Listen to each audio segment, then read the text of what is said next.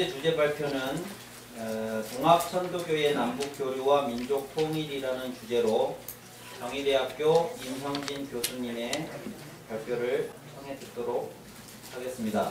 예, 오늘 이 민족종교의 남북통일 관련된 학술대회에 와서 발표하게 된 것을 무한한 영광으로 생각합니다. 자, 동학천도교의 소위 남북교류와 민족운동 또는 통일운동에 대한 얘기를 지금부터 간략하게나마 해드리도록 하겠습니다. 동학천도교의 통일론을 뭐라고 볼 수 있느냐? 저는 한마디로 그걸 정의해 보자면은 구동존이 이른바 다른 것은 약간 좀 멀리 제껴놓고 같은 것만을 서로 모색하자. 일단 다른 거 따지지 말고 같은 거 공통분모를 가지고 있는 것들만을 추구하자. 그래서 좀 더욱더 친숙해진 다음에 이제 그 다음 단계로 넘어가는 이런 구동존이 통일론이라고 저는 표현을 합니다. 그래서 이런 구동존이 통일론에 입각해서 우리가 한번 통일을 한번 생각해보자. 동학천도교, 특히 이제 천도교 있죠. 천도교가 남북교류한 것에 대한 역사를 간략하게 제가 책에는 좀 장황하게 써놨을 때는 간략하게만 말씀드리도록 할게요. 해방 이후에 주지하시다시피 이제 동학천도교는 교종쌍존론에 입각한 정당입니다. 그러니까 교종쌍존론은 즉 종교와 정치의 영역이 같이 가는 거예요. 같이 발전하는 것이 기본 원칙이에요. 그래서 동학천도교라는 이 종교는 지극히 현세지향적인 종교잖아요. 내세관보다는. 그러니까 나 죽은 다음에 천당 간다, 극락왕생한다 이게 아니에요. 동학천도교는 지금 현실에서 이 살아있는 현실에서 내가 원하는 이상세계를 만드는 것이 목표예요. 그러다 보니까 그렇게 많은 희생자가 나왔던 거예요. 우리 역사를 통틀어서 많게 보면은 동학은 164년 전에 창도돼갖고 지금까지 근 100만 명에 이르는 희생자가 나왔어요. 아마 여러분 지금 처음 듣는 얘기도 이실 거예요. 그렇게 많은 희생자가 됐나? 실제로 그렇습니다. 동학혁명과 3.1혁명 그리고 또 항일운동 이 시절에 희생되신 분들의 숫자를 따지면은 100만 명 가까운 숫자가 희생당했어요. 그럼에도 불구하고 우리 역사에서 참 왜곡된 거 생각하면 물론 동학천도교만 그런 건 아니죠. 민족종교 모두가 다 역사에서 많이 왜곡됐기 때문에 안타까운 마음은 똑같습니다만은 하여간 해방 이후에 이 동학천도교는 정의 역할을 담당하는 천도교 청우당이라는 정당을 복당시킵니다. 일제강점기 시절에 천도교 청우당이 있었어요. 그래서 그 천도교 청우당이 의암 손병희 선생이 이제 3.1혁명을 주도하시다가 이 민족대표 33인 대표 중에 대표로다가 서명하시고선 일제에 끌려가서 서대문 연구소에서 고문당하시잖아요. 고문당하시고 결국 이제 옥사하시는 거거든요. 병환이 깊어지시니까 일본이 서대문 연구소에서 죽으면 안 된다 해서 병보소보다 내놓긴 했지만 내놓자마자 시름시름 앓다 돌아가셨어요. 그래서 의암 손병희 선생을 옥사하신 거나 마찬가지예요. 근데 옥사하시기 전에, 그러니까 돌아가시기 직전에 손병희 선생이 가장 주목하고 또 기대를 걸었던 것은 청년단체였어요. 그 청년단체가 그때 이제 만들어지고 그 청년단체가 모태가 돼갖고 천도교 청우당이라는 정당이 일제시대 때 천도교가 만든 정당이에요. 그래서 그 정당은 종교 역할은 천도교 총부, 중앙총부 지금도 있죠. 중앙총부가 종교 역할은 담당하고 정의 역할은 천도교 청우당이라는 정당이 담당하는 거예요. 그래서 이제 교종쌍전, 그러니까 교와 정이 같이 발전하는 이런 논리가 바로 천도교의 기본 이념이에요. 그래서 일제시대 때 이 천도교 청우당이 말하자면 농민운동이라든가 여성운동, 어린이운동 또 많은 여러분 흔히 잘 알고 있는 60만세 운동 또는 멸해기도 운동 같은 거를 일제시대 때 했던 거예요. 또 문화운동 차원에서 개벽지라든가 또 유명한 어린이운동 같은 거 이런 걸 천도교 청우당이 주도를 했어요. 그런데 이제 일제가 눈에 가시다 보니까 1930년대 말에는 해산시켰어요. 강제로다가. 그래서 없어졌다가 해방된 다음에 복당이 됩니다. 천도교 세력이 그때까지만 해도 굉장히 있었어 갖고 복당이 되고 남쪽에서 복당이 되고 분단됐으니까 해방은 됐지만 분단됐잖아요. 그래서 남쪽과 북쪽으로 다 따로따로 복당이 됩니다. 그래서 이제 남쪽에서는 열심히 활동을 하고 북쪽에서 청우당이 또 열심히 활동을 했어요. 가장 대표적인 활동이 있다면 여기 있는 대로 신탁통치 반대 투쟁에 천도교 청우당이 앞장섭니다. 그때 물론 우리가 기억하는 쟁쟁한 독립지사들 백범 김구라든가 몽양 여운형이라든가 이런 분들도 다 했지만 천도교 청우당도 여기 적극 참여를 했고 또 신탁통치 반대 운동이 실패하니까 좌우합작 운동이 전개되잖아요.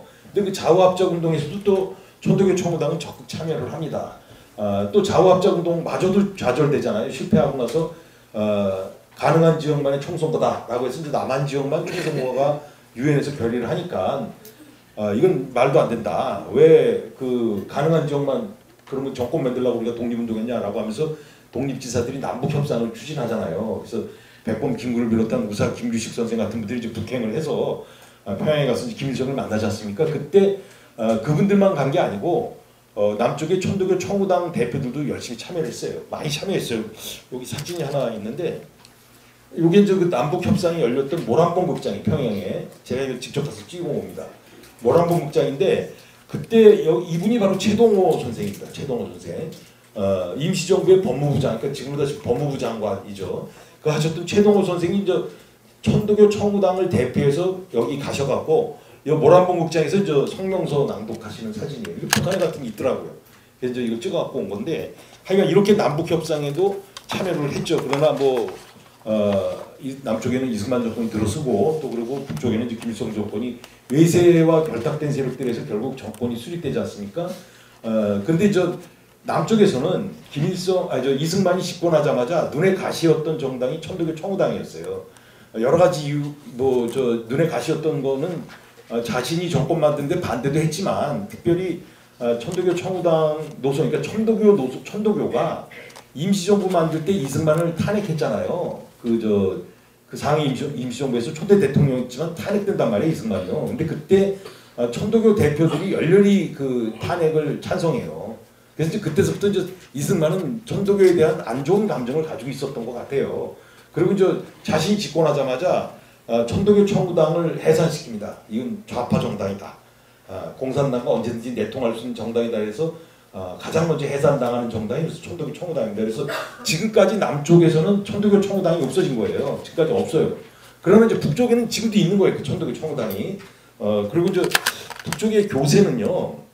여기 그 종교 활동이 남쪽보다는 활발했었다. 그리고 왜냐하면은 동학혁명이 이제 남쪽에서 주로 일어났잖아요. 특히 호남 지방을 중심으로 해서 물론 그 경상도라든가 충청도, 강원도 뭐 다 일어났지만 남쪽이 아무래도 집중적으로 다 타격을 받다 보니까 남쪽에는 동학을 전파하기가 굉장히 힘들었어요. 그래서 3대 교주인 의암 손병희 선생이 북쪽에다가 전파를 합니다. 그래서 이제 황해도하고 평안도에 동학혁명 이후에 그쪽은 동학도들이 엄청 많이 생기는 거예요. 그래서 그 동학도들이 일제시대에도 그 동학도들이 계속 있었고, 그래서 심지어 3.1운동 당시에도 그 3월 1일 날, 3.1혁명이 일어났던 그 3월 1일 날, 그 서울과 5군데, 그러니까 서울을 포함한 5군데 도시에서 3월 1일 날 만세 시위가 벌어지는데, 서울을 제외하고 나머지 4개가 다 북쪽에 있는 도시였어요.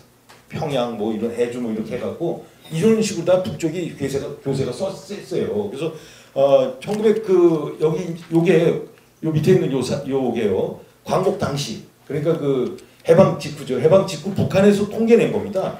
천도교인이 169만 명이라고 그러고 또 불교도가 37만 5천, 개신교가 20만, 천주교가 5만 7천 이렇게 교세가 있었다고 그래요. 근데 이게 한 5년 뒤에 그러니까 해방되고 한 5년 뒤에 그 문재경이라는 분이 미국에서 넘어오신 분인데 이분이 자신이 가지고 있었던 자료 같은 걸 모아서 다시 통계를 냈더니 286만 명으로까지 집계가 됐어요. 아마 이게 가장 북쪽에 가장 교인 수가 많았던 것 같아요. 물론 여기에는 뭐 천도교인이 작성했으니까 뭐 부풀려진 것도 있었겠지만 그렇다 하더라도 가장 큰 종단이었던 건 틀림없다고 볼 수 있는 거죠. 물론 지금도 북한에서는 천도교가 가장 큰 종단 아닙니까? 여기 지금 현재 상황을 보면은 북한에서 발표하는 이 종교인 숫자로다가 천도교인이 15,000명입니다. 전교실, 그러니까 전교실은 말하자면 교당 같은 거죠. 그런 교당이 800개 있다고 북한에서 얘기를 하고, 그리고 근데 여기에 비해서 천도교 청우당 당원 숫자는 16,000명이에요. 그러니까 1,000명이 더 많아요. 요거는 천도교인이 아니더라도 천도교 청우당 동학이념에 동의하면 당원이 될 수 있다는 것을 반증하는 거라고 봐요. 이런 걸 통해서 우리가 남북이 공동 의식을 같이 했고, 공동이라는 의식을 같이 했고, 또 지속적인 교류 협력을 했고 또 그리고 아까 얘기했는데 우리가 공통분모를 가질 수 있는 게 몇 개 없어요. 북한하고 특히 이제 이런 민족운동판에서는. 근데 가장 동학에서 대표할 수 있는 것이 3.1혁명하고 이제 동학농민혁명이잖아요. 그래서 그 기념식을 같이 했다는 것도 또 의미가 있다고 생각하고 또 독도 수호라든가 이런 거 공동성명서를 통해서 민족식 자각시키는데 또 기여를 했다. 그래서 민족운동의 주요 단체로서 이제 자리를 확실하게 확보히 했다라고 보아집니다. 그리고 요건 이제 통일방안인데요. 2002년에 완성이 된 통일방안이에요. 이건 천도교단이 공식적인 통일방안으로 지금 제시하고 있는 겁니다. 그래서 민족자주 통일방안인데 이거는 북한에도 보내갖고 북한에서도 다 인정하고 있는 통일방안이에요. 그래서 우리가 이제 그때 제가 만나서 이걸 전달해주면서 학술대회를 같이 하자라고 제의했는데 이걸 못 이뤘어요. 저는 지금도 굉장히 안타깝게 생각하는데 언젠가는 이 민족자주 통일방안을 가지고 학술대회를 한번 할 구상을 하고 있습니다. 뭐 쭉 얘기 있으면 시간 관계상 더 설명을 못 드립니다만 민족 통일 국가의 이제 미래상은 이렇게 이상적 민주국가이고 도덕적 민주국가이고 동기일체의 자유순환 경제가 이루어지는 국가이고 또 무엇보다도 도덕적인 문명 국가를 우리가 목표한다. 그리고 이제 통일 방안이 4단계 통일 방안을 민족자주 통일론에서 제시하고 있습니다. 그래서 평화협정 체결, 남북 교류 협력, 그리고 융화 통일 단계이고 마지막으로 완전 통일, 동기일체 통일을 다해서 통일하자라는 쪽으로 지금 얘기를 하고 있습니다. 자, 이건 뭐 지금 우리가 할 수 있는 것은 흡수 통일은 불가능하지 않습니까? 또 전쟁 통일도 불가능하고 이제 있다면은 서로가 공존하는 평화 통일이어야 돼요. 근데 그 이제 가장 이상적이기 때문에 아마 중립화 그러다 가는 것이 가장 이상적이지 않겠나. 그래서 천도교의 통일론의 최종 목표가 있다면 중립화 평화 통일론이다라고 저는 생각을 해봅니다. 자, 이건 뭐 결론입니다. 더 이상 실패하지 않는 통일을 노력해야 된다. 그리고 동학은 언제든지 now and here, 지금 이 자리에서 이루어져야 된다라는 걸 목표로 하고 있습니다. 그래서 부족한 힘이지만 저도 뭐 힘이 닿는 데까지 남북 통일 운동에 또는 협력 교류하는데 좀 참여할까라고 싶은 생각입니다. 예, 이것으로 발표를 마치도록 하겠습니다. 고맙습니다.